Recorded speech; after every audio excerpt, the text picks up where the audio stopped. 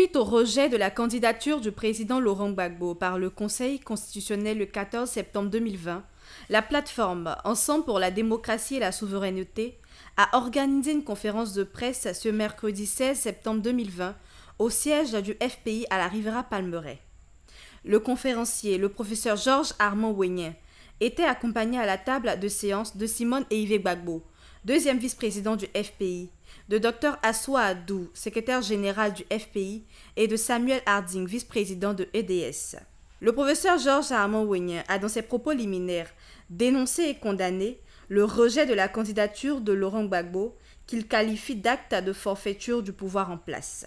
Pour lui, cette prétendue décision rendue par le Conseil constitutionnel émane d'une manœuvre politicienne. Mieux encore, la plateforme EDS n'acceptera jamais que seule la volonté du despote fasse preuve de loi, a-t-il lancé.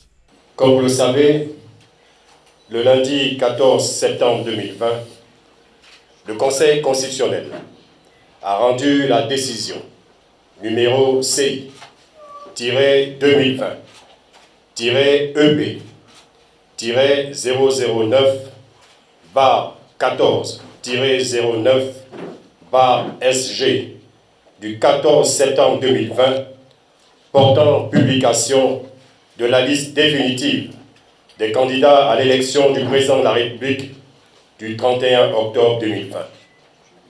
Au terme de la dite décision, il a été déclaré irrecevable les candidatures de 40 postulants sur 44, dont la candidature du président Laurent Gbagbo, portée par la plateforme politique Ensemble pour la démocratie et la souveraineté, EDS.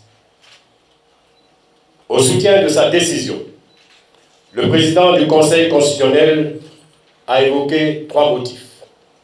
Premièrement, la radiation du président Laurent Gbagbo de la liste électorale. Deuxièmement, la signature par le professeur Georges Armand Ouenien, président de EDS, de la déclaration de candidature sans procuration du candidat. Troisièmement, la non-renonciation du candidat Laurent Gbagbo à sa qualité de membre de droit du Conseil constitutionnel 6 mois avant la date du premier tour de l'élection présidentielle. Sur la renonciation à sa qualité de membre de droit du Conseil constitutionnel, la plateforme politique Ensemble pour la démocratie et la souveraineté EDS fait remarquer que le Conseil constitutionnel, en reconnaissant au président Laurent Gbagbo la qualité de membre de droit de cette institution, donne la preuve que la condamnation par un tribunal correctionnel du président Laurent Gbagbo dans le procès du braquage de la BCEAO n'aurait jamais dû intervenir sans l'autorisation préalable du Conseil, ainsi que le stipule l'article 132 de la Constitution, et je cite, « Aucun membre du Conseil constitutionnel ne peut, pendant la durée de son mandat, être poursuivi, arrêté, détenu ou jugé en matière criminelle ou correctionnelle qu'avec l'autorisation du Conseil, sauf les cas de flagrant délit. » Fin de citation. Avant la tenue du dit procès, le Conseil constitutionnel n'a émis aucune autorisation préalable.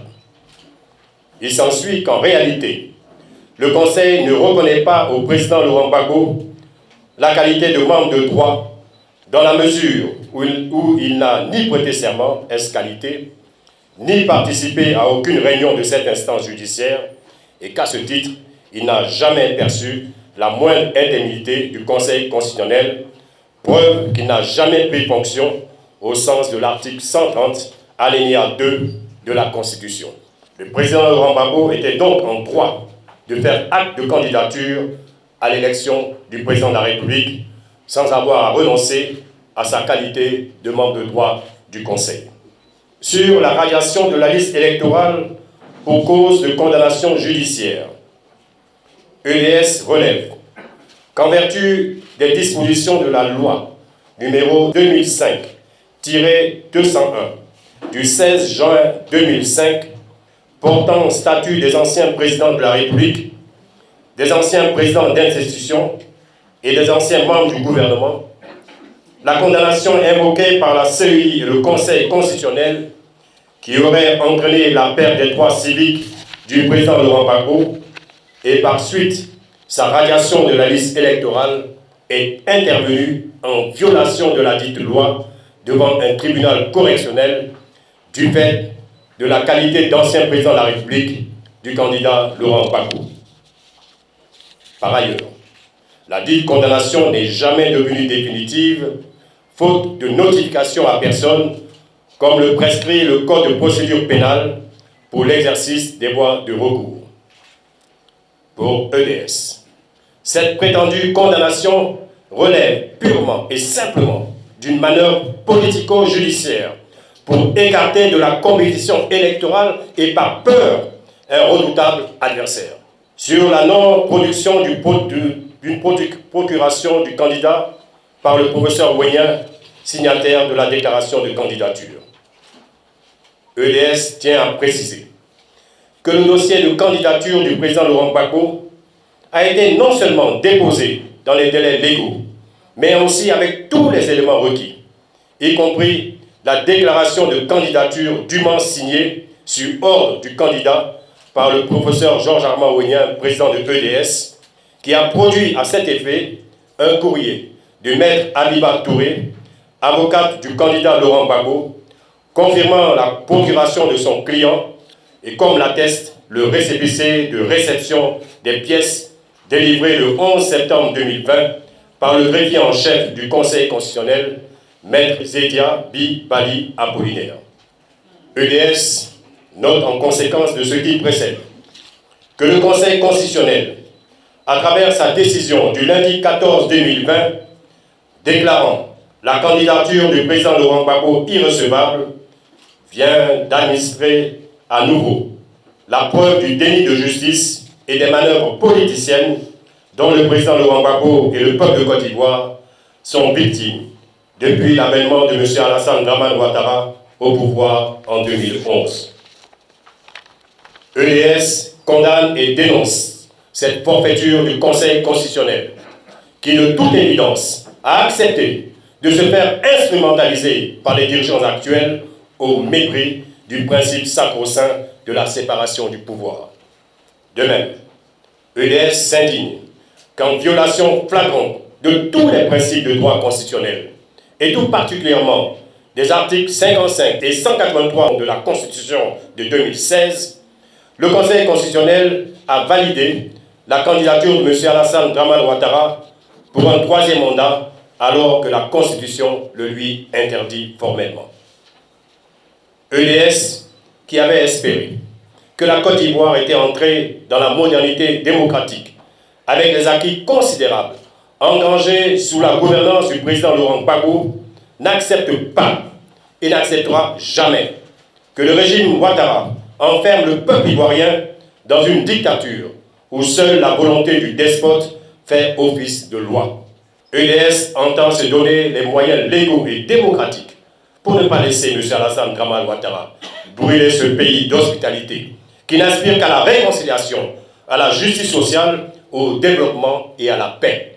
EDS lance un appel pressant à la mobilisation des militants et sympathisants des partis et organisations membres de la plateforme, des démocrates de tous bords et du peuple de Côte d'Ivoire pour faire barrage à la forfaiture, à la dictature de M. Alassane Dramane Ouattara et à se mettre en ordre de bataille pour des manifestations conformément à la Constitution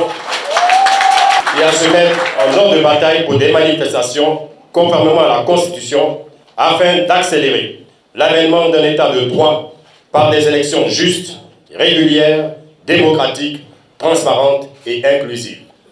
Après l'exposé liminaire du professeur Georges Armand Wenien, les journalistes ont à tour de rôle posé des questions sur les marches de protestation et de l'enlèvement de Kwa Justin. Concernant l'interdiction des manifestations sur la voie publique, je dois dire que des actions, il est vrai que EDS est une fêtière. Nous avons des partis politiques, des structures politiques qui ont pour rôle de mettre en éveil leurs militants. Nous attendons, et c'est le mot d'ordre, quand il y aura un mot d'ordre, on lui donnera ce mot d'ordre. Mais sinon, nous avons demandé à ce que tous les militants, tous les sympathisants se tiennent mobilisés. Bien. Concernant l'interdiction, nous avons dit qu'en conformément à la Constitution, Donc nous sommes respectueux des principes de droit. Nous allons faire conformément à la Constitution. Et nous avons dit aussi que nous utiliserons tous les moyens légaux et démocratiques, ce qui est du fait du règlement de loi. Nous l'observerons. Mais nous allons manifester, parce que nous avons le devoir de manifester pour dire non.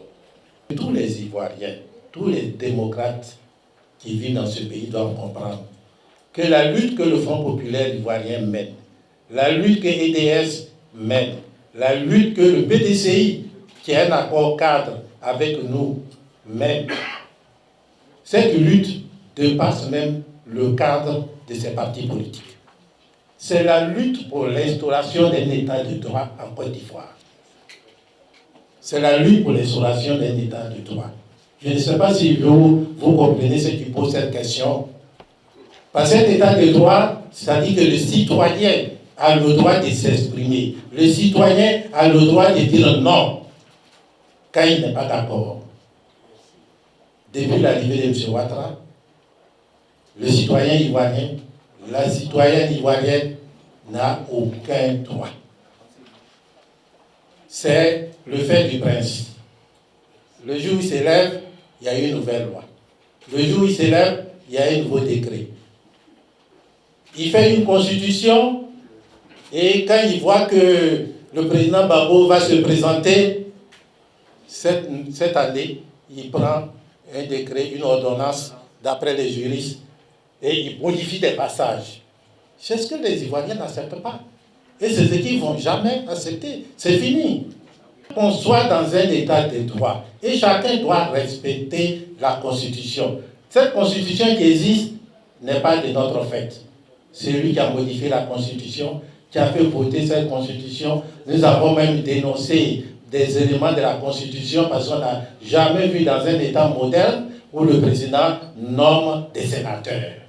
Donc c'est ça qui est la lutte.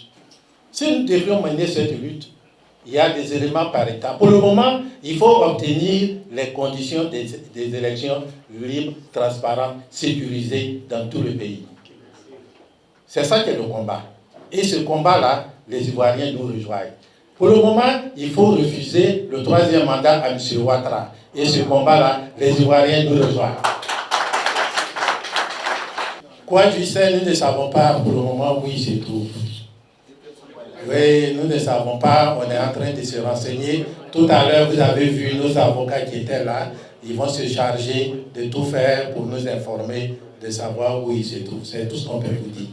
Pour son mot de fin, le professeur Georges Armand-Ouenien a rappelé le souhait d'une réconciliation vraie, mais dans des conditions d'élection justes et transparentes.